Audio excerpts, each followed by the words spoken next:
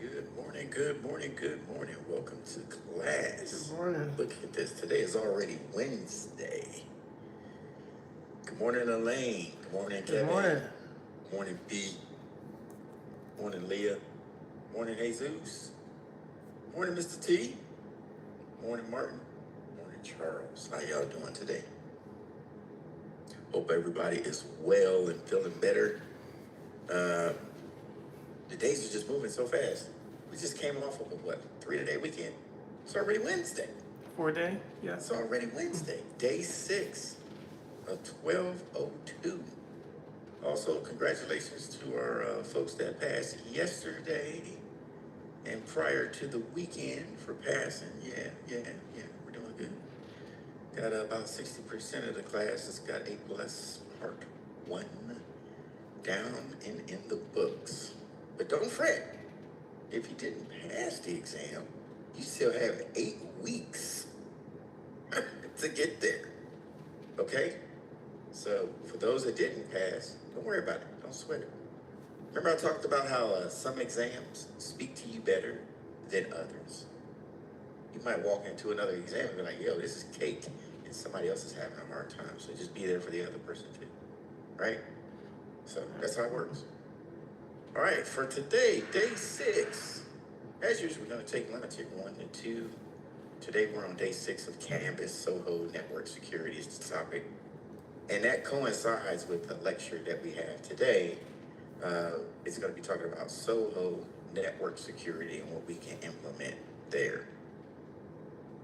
We'll try to get some study time in for class because today's going to be busy. It's Wednesday. You know, it's career services. They come in at 3. So we'll try to fit in some time for you guys just to do some work between 11 and 1. Whatever we don't finish this morning, we'll pick back up at 1 p.m. right before they come in. And then we'll try to finish out the day with some study time and a quiz. So it's our usual routine. As always, a couple of things that we learned yesterday, we dug into Linux. I thought Linux was pretty fun yesterday. We start getting into the Linux command line. I know, so Jesus says so close, 40 points away. Keep that energy, man. You know, so when we're going through, just always peek back to 1201. And what you learned in 1201, it's not like you pick this stuff up and put it down and move on to the next cert. We always regurgitate information. So you hear it a different way through the other certification tracks. So it's not like it's gone, right? We just try to keep it fresh every once in a while. Take a peek at it. So we learned about Mac OS yesterday, particularly Windows. We had Linux. We had a particularly long lesson and hands-on with Linux. I dropped a book in the chat yesterday, 101 labs for Linux. Hopefully everybody downloaded that. I know the folks that weren't here did not, but I put it back in the chat. We kind of circled back to .msc, Microsoft Console, and we kind of related some commands that we would see in Linux back to Microsoft in system resources. So let's do a little bit of a refresher on Linux commands. Kevin's gonna knock this out. There you go. He's ready for this one. What are the 2 similar commands? Give me the Windows command and put the equal sign in the middle. And then after that, it would be the similar one for Linux, right? So if I wanted to look at processes in Windows, what would it be? And if I wanted to look at processes in Linux, what would that command be? Pretty interesting, huh? And you don't have to nail down specifics, but if you want to look, you can. So I'm looking at, if I wanted to look at processes that are running in Windows, where can I go? Oh. Don't be generalizing now. Don't just hit, oh, it's in this tab. No, where do I need to go?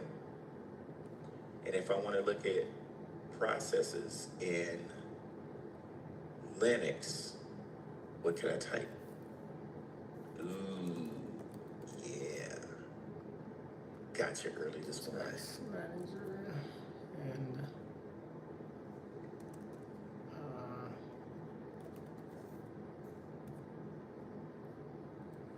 Okay, I'll take that. Task manager and performance for Windows. Okay.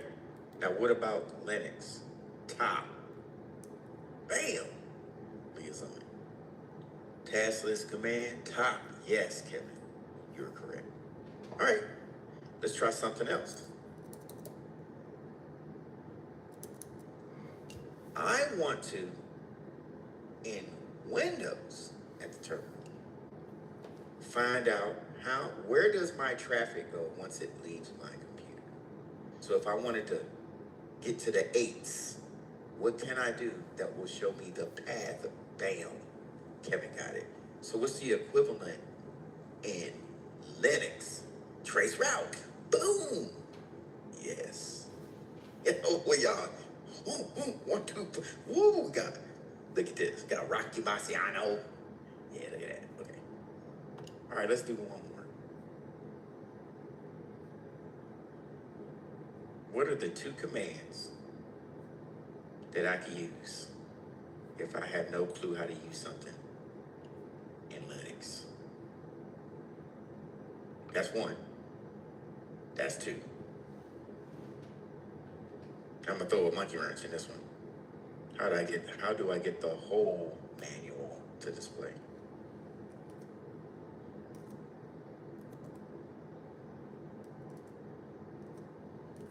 What's the command? Man. Yes, you are correct. All right, moving on. Y'all were paying attention yesterday. Okay, here we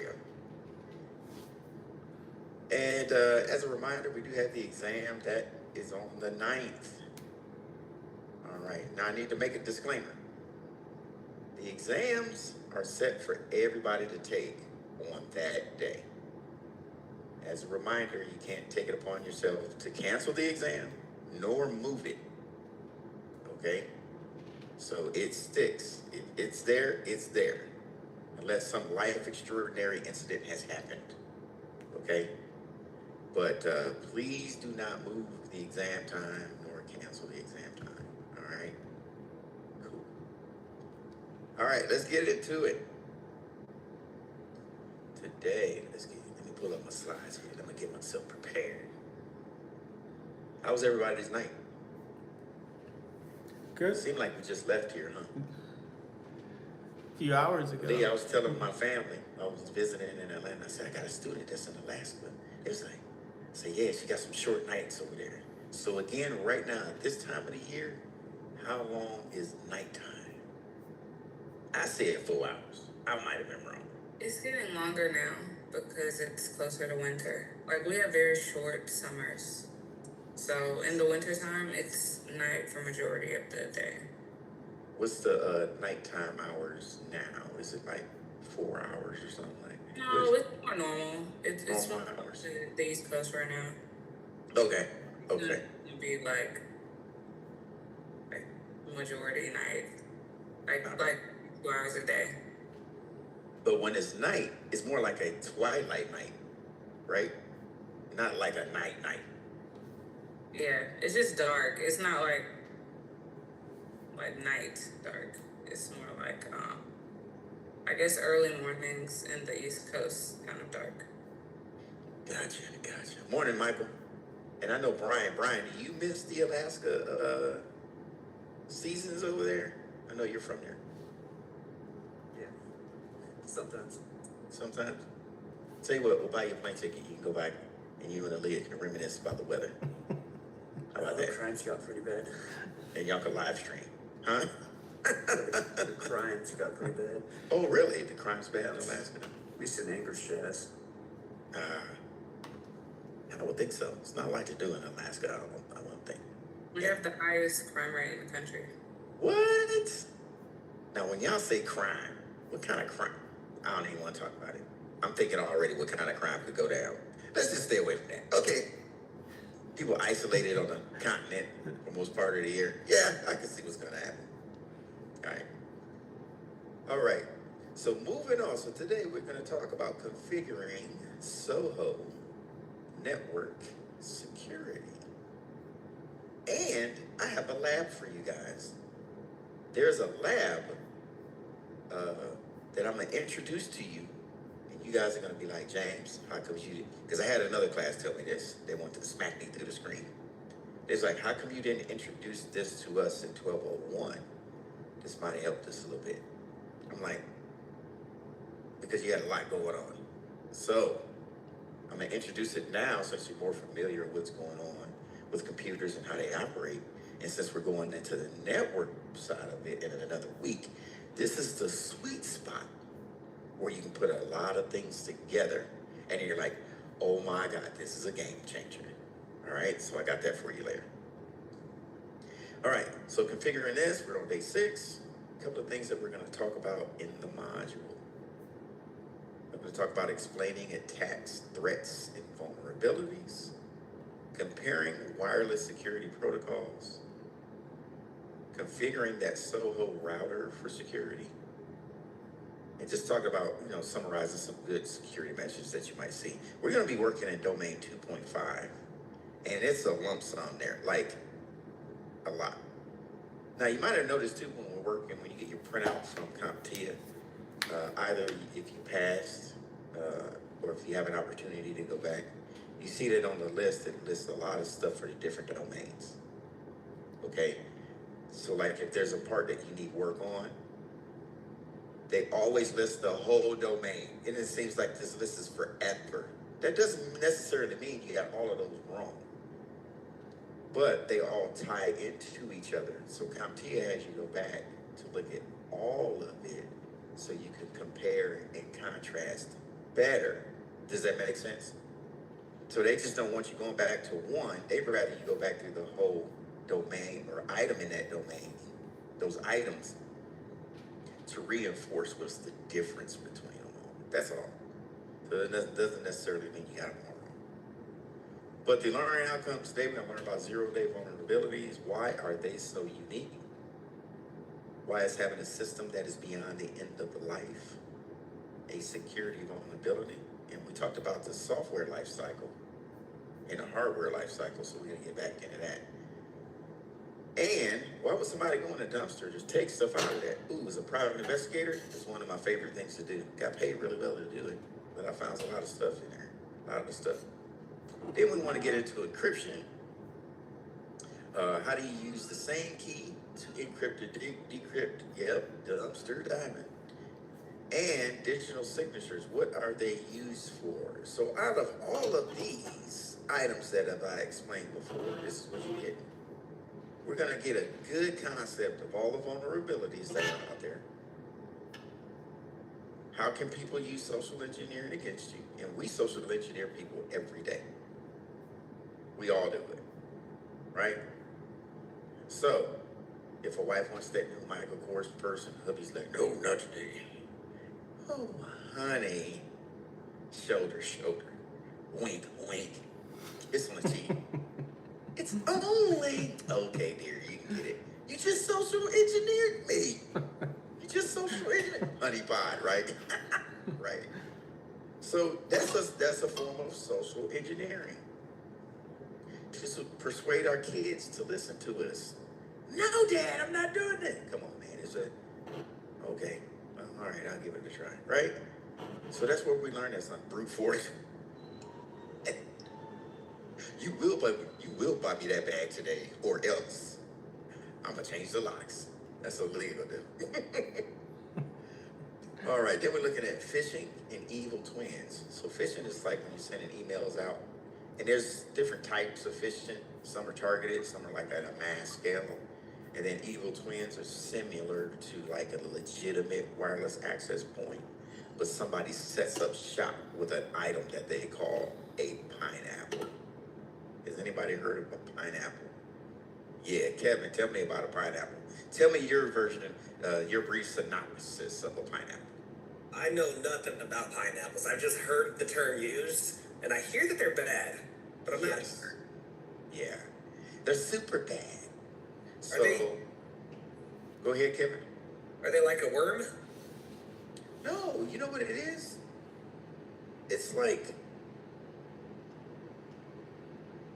okay, Have y'all seen those routers with like multiple antennas on them? Yeah. They're like real small. Okay. A pineapple is something like that. So a person comes in with a battery pack, they plug in the router, and it's like skinny and tall, and it's got antennas on it. So if you see somebody with a backpack sitting in somewhere in a public area in a corner, and then you see little antennas coming out in their bag, they're watching your traffic and they're stealing your traffic, and they've set up basically a hotspot or a router, and they're mimicking the legitimate hotspot that's in the vicinity. So let's say Starbucks, you go sit down, boom, Starbucks, get on, boom. Well, they'll call it Starbix or something like that, no password, hoping that you get in on it, and then once you get connected there, they'll de-authenticate you. Or if you're already on another one, they'll get you over there, de-authenticate you, and then they're just stealing your traffic. The thing is, they're looking for things like passwords to bank accounts, what websites you go to, all that stuff. So they'll sit there for hours in a day, just drinking coffee, looking like they're working. They're not working, they're hacking. So they're stealing your information. But we'll show you a video on that. Threat types, password cracking, attacks, Then you have what they call cross-site scripting. That means this is where we really have to comprehend what we learned in the first 3 weeks, because now it's going to come to fruition and it starts mingling into a lot of different stuff. When you're talking about cross-site scripting, everything has to have a website to give you information, correct? You have to go somewhere to find something out on the internet. That includes the company. I don't care what the company is. Big pharma, healthcare, bank, childcare, all right? They all have, if there's a website that is on the internet, what term have we learned? They have a fully qualified domain name. That means a www.something.whatever. So if they have that, yep, CNAME. So you can pointer records. So what acronym tells me all of these things that we have listed that I'm about to say? Under this acronym, there's a start of authority record. You can have a CNAME. There's a pointer record. There's a TXT record. There's a mail exchange record. It is the interchange or home point for a website. And it starts with a D. DNS, you're correct. If you have a website, there is a DNS record attached to it. Okay? Just by having that start of authority record or all that information in one place. Let me readdress this. Let me re-explain it, because this gets people all confused. Who's confused still, or have a little shaky on it? Good. I'm glad you said something. Think about it like this.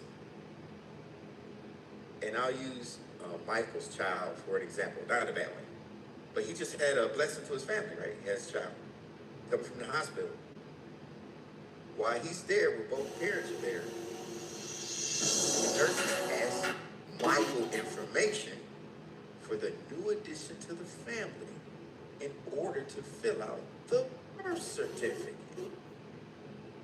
Brand new baby, new to the world, similar to a start of authority for DNS. Who's the parents? Who do we call in case of emergency? When the baby gets old enough, they're going to get a social security number. What shall we call her? What will be her full name? How can I contact? You get it? New addition to the family, now existing. That is a DNS or a website. So if somebody hacked that, now they have all the information they need to know about a organization. Does that make sense? Once you crack that and get inside of a DNS record for a website, you're literally walking around the organization. You can get into different areas and change stuff and take it over and then cause cross-site scripting, meaning I can inject stuff into your website that's being hosted somewhere and change your DNS records. That's what you do now. And then you have SQL attached. SQL is a language. It is a language. It is associated with databases. Okay? You'll hear this term called SQL database or relational database, meaning one database will gather information from several other databases to compile a report or to bring you what you requested. That is a relational database, SQL database. Then you have non-relational. That means that one database does everything you wanted it to do. Doesn't have to go anywhere. It's self-contained. Whatever's in there is going to give it to you. Doesn't have to confer with anybody. Okay? They're vulnerable too because databases are used by everybody in the world. Accountants, doctors, DMV. Come on now. So with that SQL language, you can inject code into a website because behind it, it is connected to a database. Okay? And it's become vulnerable. So let's talk about vulnerability. Did I answer your questions about the DNS stuff? Does it make a little bit more sense? All right, cool. So with these vulnerabilities, they come from misconfigurations on a network, weak passwords, unpatched systems, stuff that we kind of look over every day, and at times even in IT, we don't take seriously. We'll set something up, and we'll get back to it. Do we ever get back to it? No. At times we forget too. We just want to get it up and running and say we put the check in a box, and sometimes we forget to go back. So when a system is on a network, it uses a standard operating environment. You'll see SOE on the exam, that term right there. So that system is compliant. Often a standard operating image will be installed onto the equipment. Now we talked about imaging a computer. We need to understand imaging a computer. Who would like to tell me? I'm the job interviewer. Who wants to raise their hand and explain? I see you image computers. Can you tell me a little bit about that? Who wants to explain it? In your own way. Let's get to practice in. Because on job interviews, you know how to do this. I don't care if you're wrong.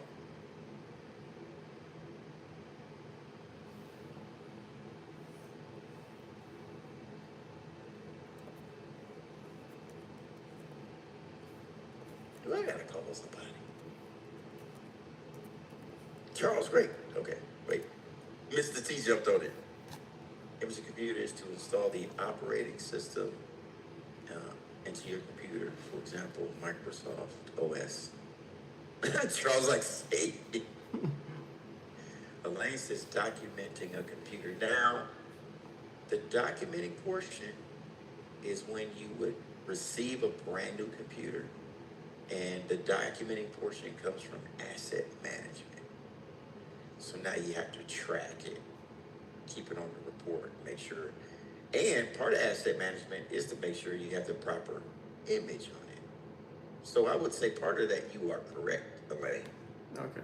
But the big part about it is we need to get that operating system on there. There's different ways you can do it. It's like backing up an OS with the GUI. Yes, it's like you're creating a picture of the whole operating system, and you're providing that picture to put it on a server to make sure everybody gets the same image. That's why in the military, everybody has the same image, depending on what branch you're in. Suits your needs, okay? Creating the standard OS to be put in everyone's computer. You are correct, Charles, yep.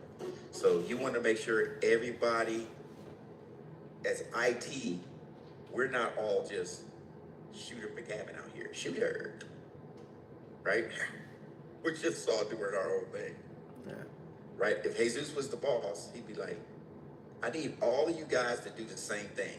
How do I ensure that? I created an image on a server. You can't mess it up. Yep. All right. Now you'll see that word. I'll throw the word out there. Somebody back me up and tell me what it is. Ready? Go.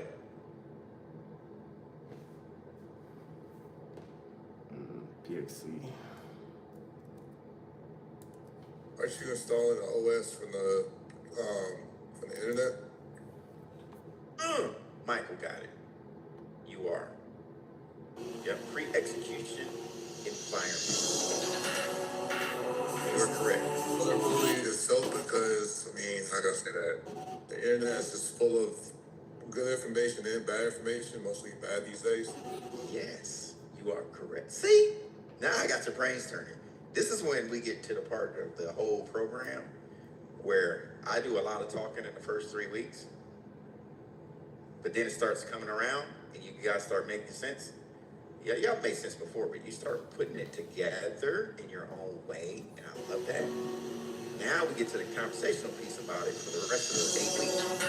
Because now y'all have understood or did understand, or a lot of things are starting to connect, and you're able to explain it. So yes, you're correct. There is a vulnerability in that. So you have to make sure that ports are closed, Michael.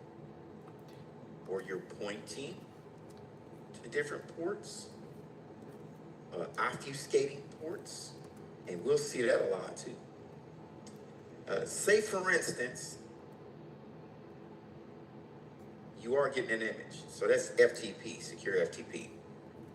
Pre-execution environment. What port is that? What ports are that? 20 and 21. Now, if I were doing a command called nmap, I could map out a whole organization or a computer to see what ports are open and closed. If I were a hacker and I saw port 20 and 21, ding, ding, I hit the gold mine. It's an unsecure port. I can get in. Whatever's in there is unsecure. I'm going to take it. So what I do is I port forward. I can, if somebody tries to access port 20 and 21, I will point those ports to a totally non-related port somewhere between 0 and 65,532. Those are how many ports you can use in a computer system. So, if you're a hacker trying to get in, and I know you would obviously look for port 21, I will port forward that port to a port like 5052. On the inside of my organization, when you see port 5052 open, you'd be like, I have no clue what that is, and it does not look important. I just hit it. It's sort of like port forwarding is like network address translation. It gives anonymity to the real port that you're using. Ooh, man, I sound smart. I sound so smart there. Ooh, that's the only time today I'm gonna sound smart. Okay. Elaine says, like a loop of nothingness, random. Well, it wouldn't be a loop. What you're doing is you're hiding. It's like somebody's running up to you and your child. You push your child behind you. You get what I'm saying? Yeah. So you got to go through me to get to the child. Like that's the port. The child is the port. I'm blocking that. You got to get through me. I know where the port is. You don't. So that's what it's like. Being a magician. So, and then when you look at non-compliant systems and unprotected systems, you will increase it. Can you use? Yes, you can. You can use ACL, and you can use that access control list, aka firewall, to port forward inside there too. So if somebody comes in on 2021, you can forward that traffic. It's like a switchboard for a telephone company. Oh, they're coming in on 2021. Oh, they told us to send everything to 5062. Here you go. Woo. Let's just go. Port forward. So great questions. You guys are hitting it this morning. Then Ryan's gonna take over and teach this afternoon for me. He just doesn't know it yet. Okay, get ready, B. All right. So with the vulnerabilities, this is what you see. With the unpatched systems, they're out of date. They're unprotected. There's no firewalls. They don't receive updates. And then when you have people bringing their own devices to work, they're going to add to the mix because now they're going to get on the internet or the company net and spread viruses if that computer is infected. And that's the worst thing you can have. It's like COVID, right? We don't want to remember COVID, but we have to. I know my computer is sterile. I run computer patches and stuff all day. I only get on the net where it's safe. Boom. I bring it to work. 9 times out of 10, I'm good. But you got some rando worker out there that attaches to every Wi-Fi without a password. Downloads random side-loaded applications. Their computer running slow, and they got a remote access terminal on the inside of their computer that they don't even know it's there. There's a hacker already in it. So when they jump on the network at work, what did we just do? What did they just do?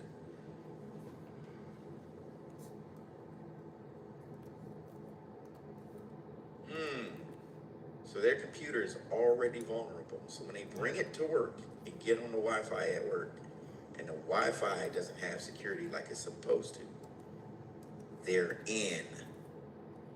You just gave them one extra step to get closer to the jewel, right? So we have to be careful. Before we talk about vulnerabilities, let's do this. Y'all are still waking up, so I can do smoke and mirrors here for you guys. Watch this. Dun,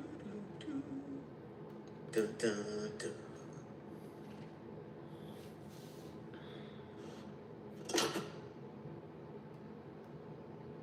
All right, let me take you on a field trip. We're going on an internet field trip right now. Everybody get your backpacks. You guys are so crazy. So we're gonna go to, everybody go to your internet and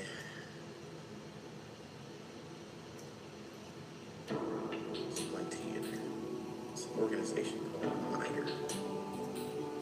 Shoot a gapper. So click on MITRE attack framework. MITRE is an organization that does a lot. They're a what do they do? They are a not-for-profit organization. MITRE acts in the public interest by delivering objective, cost-effective solutions to many of the world's challenges. You will see this possibly on the Network Plus exam, where it says that they are federally funded. It's coming up in Net Plus, so this is where you can find it. Bookmark this page. They've been around for 65 years. They work for the public. Look at that. Look at that. Is that Airman? Yeah. ACC Air Combat Command.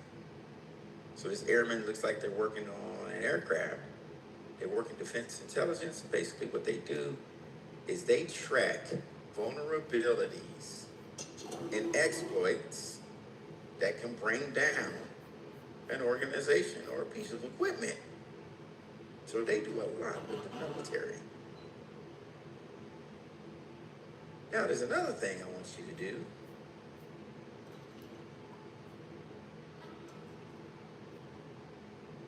Go to cve.org and bookmark this page because you will need it in Network Plus. So we're just getting there a little early because we're talking about vulnerabilities. If I don't show you this, you're gonna be lost. So with CVEs, these are the common vulnerabilities and exploits. Common vulnerabilities and exploits. Common vulnerabilities and exploits. What this does for you as a network admin is keeps you one step ahead of the bad people. Now, the bad people used all of this stuff, and we use it for the good, and they use it for the bad. It's a constant battle. There's a lot of stuff out here that we use on both sides, red team and blue team, defense and offense. It's like NFL teams. When a player moves to another team, they know the playbook. You go from the Patriots to the Jacksonville Jaguars, you play each other 1 year, 1 game a year. Coaches ask you, what plays do they run, right? And they be like, I can't, it's a code of conduct. I can't tell you what their playbook is. But you might see this, right? So now they know how to defend against the Patriots, okay? So this is the same thing. So let's say you have something that you want to look up to see what it is vulnerable. How can someone exploit it? You have to have a vulnerability first in order to exploit it. You can have a vulnerability that sits there. Everybody knows it's there, but nobody takes advantage of it. Is it exploited? Is that an exploit? So vulnerability sitting there. Is it automatically an exploit? You're correct. Somebody has to act on that knowledge to make it an exploit. So here we go. Where are all my Apple users at? Ooh, no, let's do this. Tesla. Let's do this.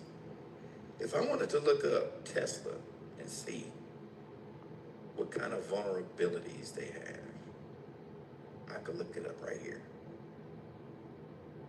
Yep, you had the camera in the car. So what you see is common vulnerabilities and exploits, and this is how it works. So just write this down for side knowledge.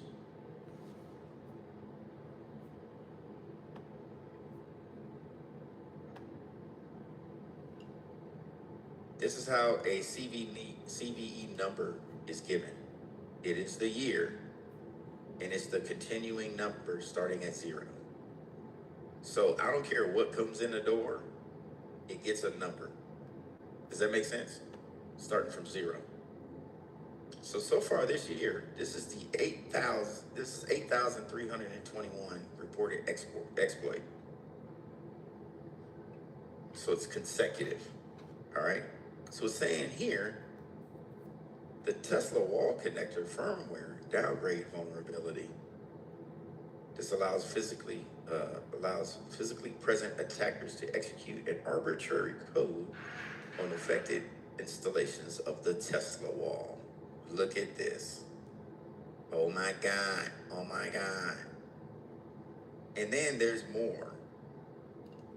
The Tesla Model S Iris modem, because there is a modem inside the vehicle. You can do a command injection code, and it allows attackers to execute arbitrary code on affected Teslas. What? Yeah, baby. You don't think these young kids are using this to get all these cars stolen, as we were talking about before? It tells them how to do it. It tells them what the vulnerability is. The kids do the research, and they learn the code. Now, let me tell you where they do the research at. Let's go back to MITRE.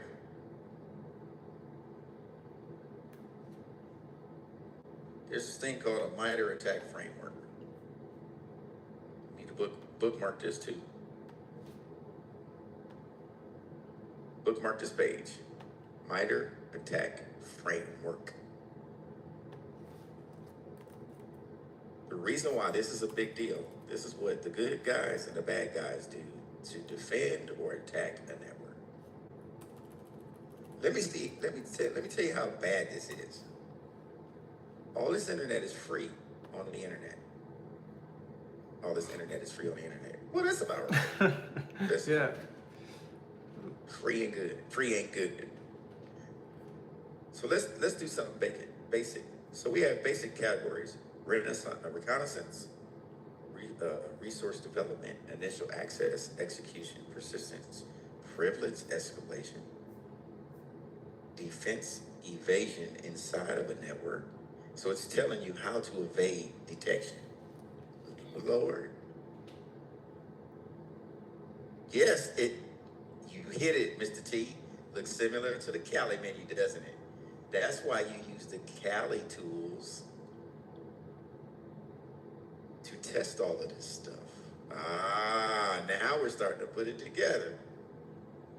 Then it says lateral movement if I want to move side to side inside of a network once I get in. So let's start over here. Gathering information. Okay? Let's start with something simple. Active scanning. If I wanted to scan a network. So it tells you adversaries may execute active reconnaissance scans to gather information that could be used during targeting.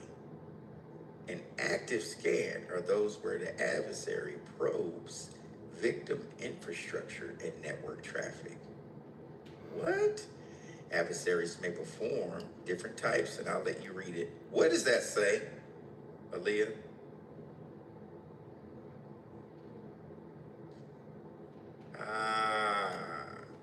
ICMP. Yeah. So remember when you asked to see, it all relates. Here we're getting there. So when IT specialists turn off ICMP responses and you get an asterisk when you try to trace route, this is why.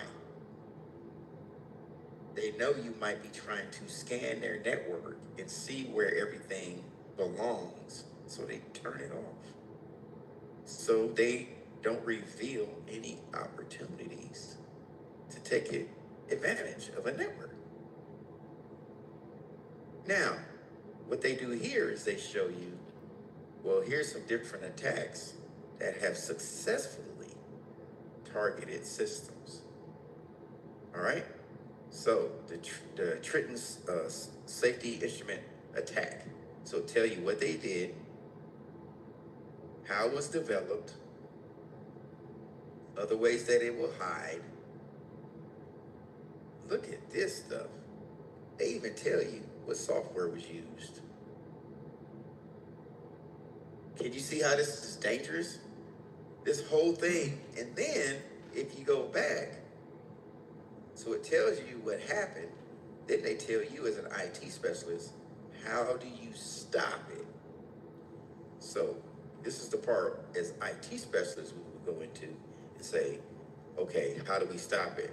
These are proactive measures and defense that has been implemented that has successfully identified the exploit and weakness. What do? Regularly audit and sanitize the public network. Use tools like OSINT, Spiderfoot. These are in Kali Linux, yo. These are in Kali Linux. Okay? They tell you to externally monitor, use tools like Shodan, since these are in Kali Linux. So you just don't know what you downloaded. All these tools. They telling you, look out for email, they'll try to get in. So you have to use email security and enforce sender policy framework. DMARC, key, K is for key. You want to make sure proper certs are used for sending email and receiving email, and educate people. And then this is what you want to do to protect as well.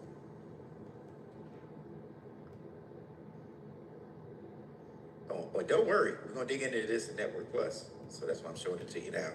And it helps you understand what we're learning up here. So with that being said, now that we know about vulnerabilities, all right, my screen is paused. What's going on here? Risen. Okay, here we go. Let me bring up my...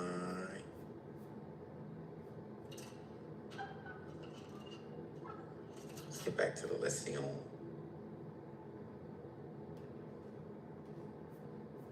So with that, since you understand vulnerabilities, the minor attack framework, CVEs, now we can get to a 0 day. A 0 day refers to an attack. A 0 day refers to the victim has learned of a malware or a virus that's been put on their computer network. The reason why it's called a 0 day because they have 0 days to fix it. They didn't even know it was there. Next thing you need, it just came up. It just blew up on the network. You're like, what just happened? You cannot protect against it because you do not know it's there. Okay? By the time it's discovered, it's already doing its damage. And then you have to react so fast to try to limit the damage that it is doing. It could cause damage, or it could steal data, or it could bring down the system that is infected. It might be on an unpatched system, and it's a major security threat. This is very critical. You have to make sure you have hardening on your network. So, by knowing that, oh, got a question. I love questions. Oh, just say it back. Oh, but are there implications to notify? Or are there implications to notify you? No. Sometimes these lay low. Like Nate Dogg. Lay low. You gotta lay low. Yeah, so it doesn't even give you sometimes a signal that it's about to happen. All right? The new war right now is cyber. Next, what we have here. So right now, you guys are looking at the MITRE ATT&CK framework, right? Can anybody find 0 day? I either want to know what was the name of something that was running on the 0 day, like how did they exploit, or type a defense that you may do or put in place against the 0 day. So I either want the bad part or the good part. One item. Okay, Mr. T says, Versa directory 0 day exploitation. Okay. Versa directory. And I'm pretty sure he's reading that right now, or perusing it, so he can give us a little bit more on it. What does it attack? All right, I need each person to tell me something good about it, to defend against it, or something bad. How was that exploited? Like Mr. T did.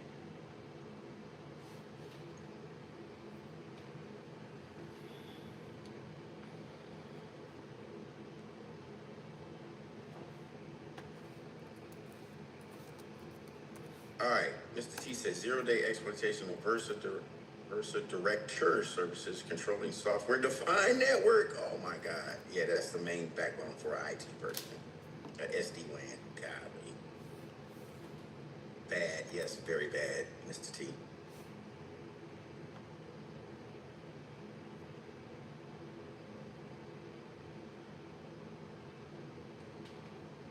Exploitation focused on credential capture from compromised servers. Jeez. Yeah, that's severe.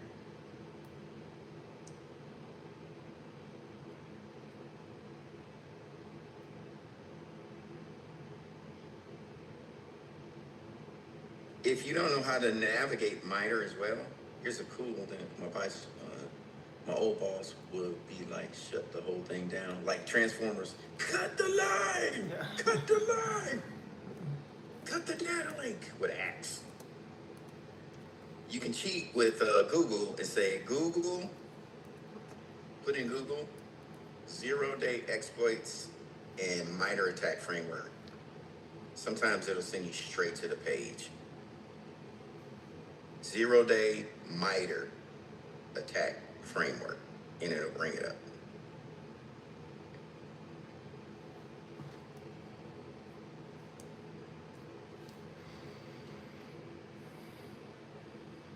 Yep, it is.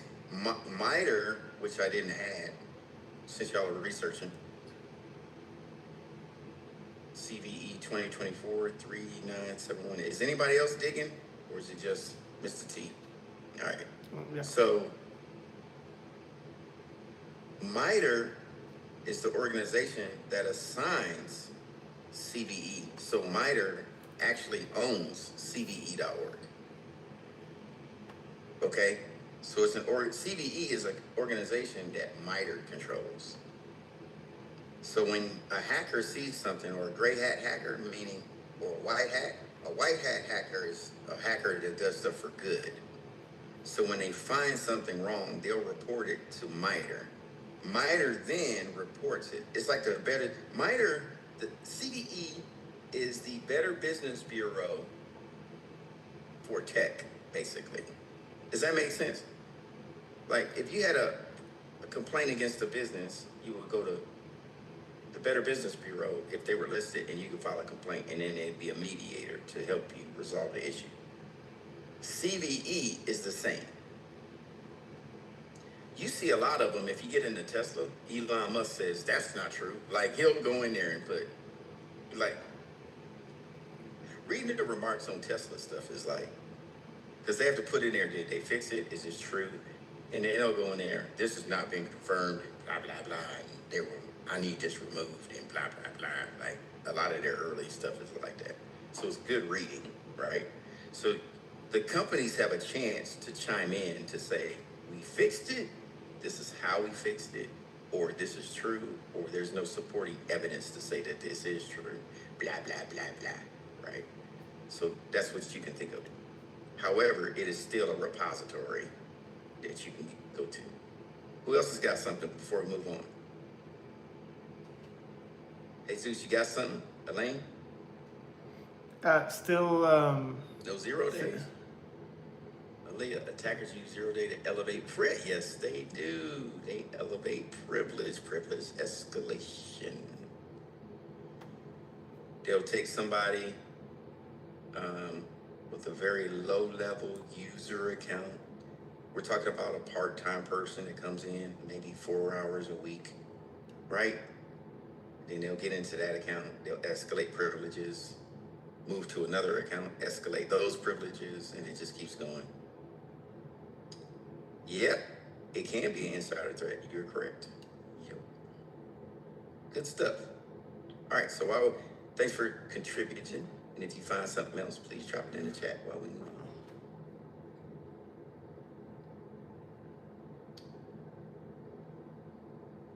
All right. Next. How do we get this stuff? Well, we can social engineer. That's what happened to that's what happens with a lot of attacks. The great MGM hack of 2 years ago here in Vegas, worldwide. It all started way before then. They got all the information they needed off LinkedIn. That's why you see a lot of organizations, they'll list people that work there, their positions are not listed. That's on purpose. If they're a recruiter, sure. But what they do is they don't make their employees a target. So if you see somebody working in IT, usually if it's the big boss in IT, you won't know it. They'll give them some other generic name. But everybody knows who that person is, right? Or their LinkedIn profiles are very generic. Does that make sense? It's a facade. So what happens is they'll social engineer, they'll call people on the phone, they'll act like people that they're not, they'll try to pull information to get unauthorized access to information. Next, you could dumpster dive. As a private investigator, I dumpster dived a lot. If there was somebody I was supposed to follow next week and it was a big case for workers' comp, well, I did my homework. Even if they lived in Alabama and I was in Georgia, I drove to Alabama overnight, stole their trash, and drove it back. Why? Because I'm gathering information about them. Okay? It tells me everything. And what can I find from somebody's trash?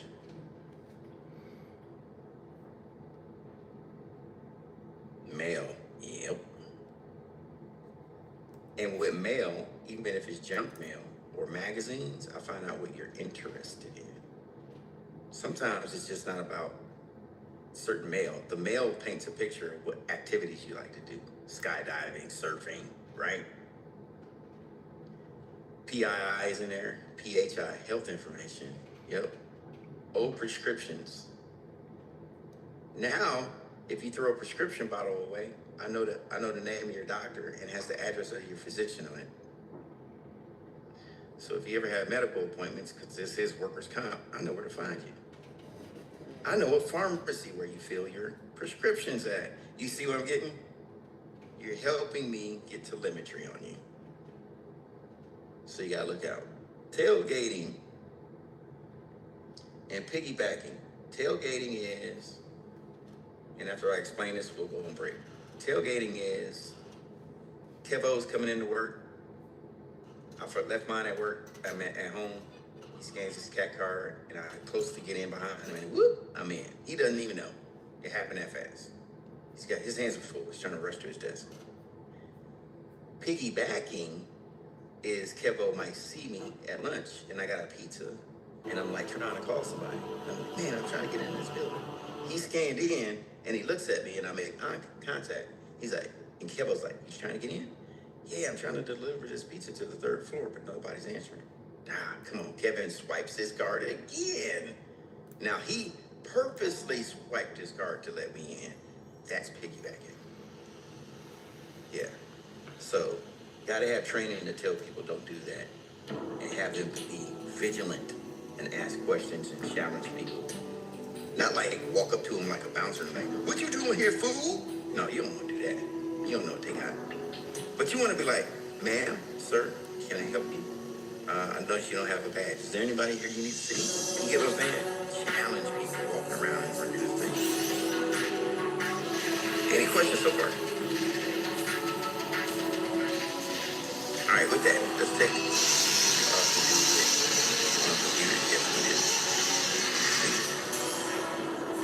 all right, everybody, let's take 10 minutes.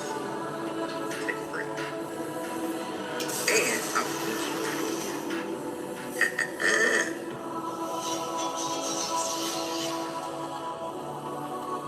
10 minutes.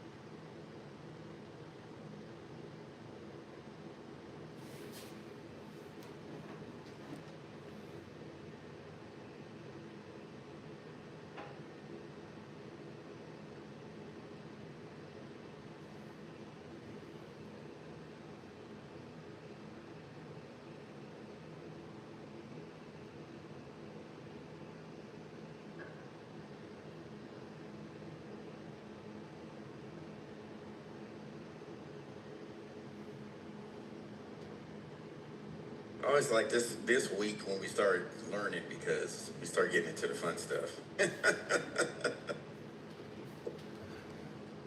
Start moving from the software into the different things that affect everything. So this is, yeah.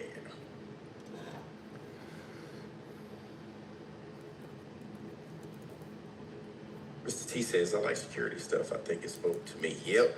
Yeah, I like it. I naturally migrated to, well, see, doing loss prevention, got my criminal justice degree.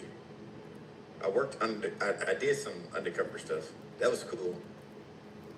So just doing all of that, I just naturally moved back into cybersecurity. Like, it was just the security plus stuff. Like, it's all the same track for me. And data loss prevention, right? There's some jobs out there for data loss prevention. And it is what it is. You're just preventing the theft of, you get hardened systems, try to prevent data loss. That's it. Elaine says, just had to get the familiarizations. But this is great, yeah. Once you start sticking, then you're like, yes. Yes.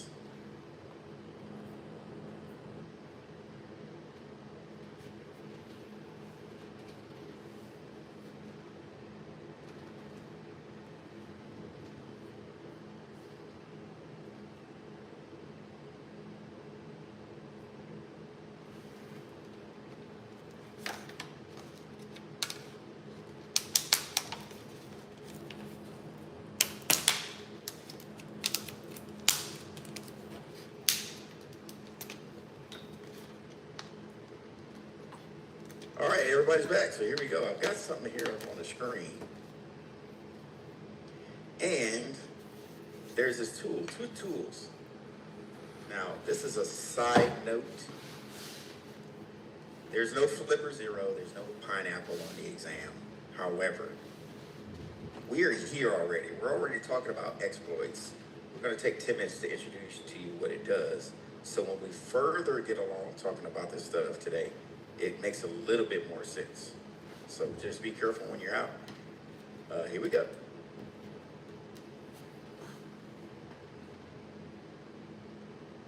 Are you ready to supercharge your pen testing arsenal? We're diving deep into a head-to-head battle between two of the most talked about hacking tools on the planet. It's the Pocket Multi-Tool versus the dedicated Wi-Fi attack rig. Which one truly deserves a spot in your kit? Today we're breaking down the Flipper Zero and the Wi-Fi Pineapple. We'll cover their core features, show you live demonstrations of their capabilities, and conduct a no-holds-barred price versus performance analysis. First up, let's talk about the Flipper Zero. This little device has taken the tech world by storm, and for good reason. It's a portable multi-tool designed for geeks, pen testers, and hardware enthusiasts. The Flipper Zero packs an incredible amount of functionality into a compact, durable body. It features a sub-1 GHz radio, NFC, RFID, infrared, and even GPIO pins. All of this is controlled through a crisp 1.4-inch monochrome screen. SK2 Facial Treatment Essence, 5 years younger in 1 week. Shop 15% off. A little loud, don't you think? One battle after another. What makes the Flipper Zero truly stand out is its accessibility and the vibrant community built around it. For around $169, you get a device that's constantly evolving with new firmware and custom applications. It's a fantastic entry point into the world of hardware hacking and security research. Now, let's see the Flipper Zero flex its muscles with some real-world applications. This isn't just theoretical. This is practical, hands-on security. We've set up a demo station to show you exactly what this little dolphin can do. First, we'll demonstrate its RFID capabilities. Watch as we intercept an RFID door tag, clone its signal, and then emulate it to gain access. It's a powerful reminder of how easily some access control systems can be bypassed. The Flipper Zero makes this process incredibly straightforward. Next, let's move to infrared. Ever wanted to control every TV in a department store? The Flipper Zero can do it. We'll show you how it can emulate various IR remote controls, from TVs to air conditioners. It's not just for pranks. It's a great tool for testing the security of smart devices. Finally, we'll tap into its sub-1 gigahertz radio with a LoRa beacon sniffing demo. This allows us to listen in on various wireless signals, from garage door openers to smart home sensors. Understanding these frequencies is crucial for identifying potential vulnerabilities in wireless communication. The Flipper Zero provides a clear window into this often overlooked spectrum. Shifting gears, let's introduce the Wi-Fi Pineapple. This isn't just a tool, it's a dedicated platform for advanced Wi-Fi auditing and penetration testing. Designed by Hack5, the Pineapple is built for serious network reconnaissance and attack. The Wi-Fi Pineapple comes equipped with multiple high-gain antennas and powerful 2.4 GHz and 5 GHz radios. Its core strength lies in its ability to create rogue access points, perform de-authentication attacks, and conduct sophisticated man-in-the-middle operations. The base price for a Wi-Fi Pineapple starts around $199, but its modular design allows for significant expansion. You can add external antennas, power banks, and even cellular modems to enhance its capabilities. It's a professional-grade tool that offers unparalleled control over wireless environments. The Pineapple's web interface is intuitive, making complex attacks surprisingly accessible. Now, let's unleash the Wi-Fi Pineapple and see its network dominance firsthand. This device is a game changer for anyone serious about wireless security. We'll walk you through some of its most impactful features. First, we'll set up an Evil AP honeypot. This is where the Pineapple truly shines. It mimics legitimate Wi-Fi networks, luring unsuspecting devices to connect. Once connected, you have a prime position to intercept traffic and gather intelligence. It's a classic man-in-the-middle setup made incredibly easy. Next, we'll demonstrate how to capture HTTP credentials during a MIT-M attack. As clients connect to our rogue access point, we'll show you how the Pineapple can log their unencrypted web traffic. This highlights the critical importance of using HTTPS for all online interactions. The Pineapple provides a stark visual of data flowing through your network. Finally, we'll visualize the connected clients with an animated network graph. This gives you a real-time overview of who is connected to your rogue network and what they're doing. It's a powerful way to understand network topology and identify targets. The Wi-Fi Pineapple is not just about attacking, it's about understanding the wireless landscape. All right, it's time for the ultimate showdown, Flipper Zero versus Wi-Fi Pineapple. Let's break down their key features side by side to help you decide which tool is right for your needs. This isn't about one being inherently better. It's about suitability for specific tasks. When it comes to connectivity, the Flipper Zero offers a broad spectrum of low-frequency radios. Okay, so that's pretty much a generic overview of both of them. But if we really wanted to look at it, this is what we're looking at right here. There's a Wi-Fi Pineapple. Hey, what's up everyone? Welcome back to another video. In this video, so you see this, Make sure. and it's big. Let's turn the sound off first of all. This is what a Wi-Fi Pineapple looks like. Generally, you see somebody sitting with a backpack, and this is the old school one where the antennas stick out. So then you know something's up if you see them in a open environment. This one is a do-it-yourself Wi-Fi Pineapple for $33. So there's different. They just keep coming in. This page, you'll actually sit there and walk you through. When I started walking goggins, How to set up the Wi-Fi Pineapple, right? Well, guess I got these things to buy for instance purpose. Actually, here's the cool thing about this if you want to get into cybersecurity. And I was thinking about Michael and stuff was going through, working with antennas and stuff. All of this stuff is the same. They just come in different packages. The terminology might be a little different. But man, if you understand the radio wave spectrum, Michael, what's the name of the organization that gives everybody certain bands that they have to work in? Who knows that? Like for EMS, firefighter, who wants to look it up real quick on the internet? It's like the radio band spectrum. Like they're all separated. And different organizations or people that are approved work in these different band and or frequencies. Does anybody know that? That's how they know when they can use the FC. I was thinking the FCC too.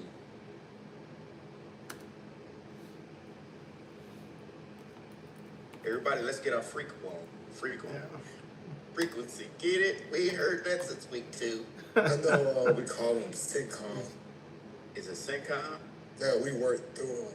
Okay. My company worked through them also in the military as well. Ooh, here it is, y'all. Look. Nita? Let's see. Bam. That's the Radio. FCC. Yeah, it's the radio spectrum. The FCC licensing. Yeah. Let me drop this in the chat for you guys if you just want to have it on tap. Bam. So this is the radio spectrum chart.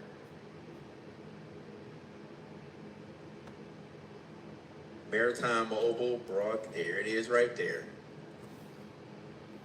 So hackers, depending on what information they're trying to get, they know exactly the radio frequencies that they need to target in order to intercept said frequencies. And they have a table at the bottom.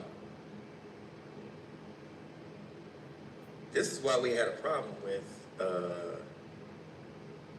I was with an MQ-9 unit in Afghanistan, and there was a said country that we allegedly thought they would intercept the MQ-9 SAT frequencies, and they would take the unmanned aerial vehicle for a ride about 100 miles off course and then release it again. And they did it many times to prove that, yes, we can do it. So they had to come out with some new encryption to control these unmanned aerial vehicles through satellite. So, yes, this is what they're targeting. We bookmark that. Doink. All right. So that's just an extra added bonus I just wanted to show y'all with that. Cool. Let me bring up my other window. Share tools. Get someone to share. Show love with me. Vision is sharing everything. All right, here we go. So with that, we're moving on to talking about phishing and evil twins. And it mentioned evil twins if you want to use a Flipper Zero, which is a handheld device that teenagers are using to hack things. They got them in their pockets at school. They sell them online. They're like they're like $100 or so. They're like $100 or so, $200, depending on the range. But this way they're using, with phishing, they want to get you with email. So, tricks the victim into revealing sensitive information via spoofed emails, websites, and communications. Different variants of phishing are here. So, if you're spear phishing, you're looking for targeted individuals or groups. Target individuals or groups. Whaling, we're focused on upper management in an organization. If you're vishing, it's phone. And now they're doing AI. So what you need to do now, what they're doing now is they'll do random calls with these hacks. They'll call you, there's nobody on the phone. They'll wait for you to say hello. Hello. Hello. They're recording your voice for AI. Because if it's part of a hack and they already have your banking information, they'll try to replay that voice for voice authentication or like Wells Fargo. If you call from a number, they can spoof your number. When you come on, they'll play your voice, and sometimes that's your authentication to get into your account. So you have to be careful. If somebody calls you, let them speak first. They called you, right? If they're not saying something, say something off the wall. Like, yo. Don't say a full word like hello. Say yo, yes. Well, you don't want to say yes either because that's an authentication, right? So just try to catch their attention or hang up. The cool thing about Samsung now, most of y'all might have it now, is that if somebody calls me, there is a button on here where I can say voice assistant calling. I click on it if it's a number I don't recognize. There's an AI in the phone that says, James is busy right now. I am his phone assistant. Can you please tell me why you are calling? If it's a legitimate call, the person will speak into the phone and then their message comes up here saying such and such, such and such. Then I can switch over to a voice call. So a lot of your phone companies have this software in the phone now. So you have to investigate that now to see. So the AI, they want to clone the AI voice, they can. There you go, like Google Call Assistants, you're correct. I have a Google number too. I put on Google Call Assistant. I'll let them screen the calls for me. If it ain't nothing, they hang up. Smishing is SMS based, short messaging system. They'll put links in there, hopefully.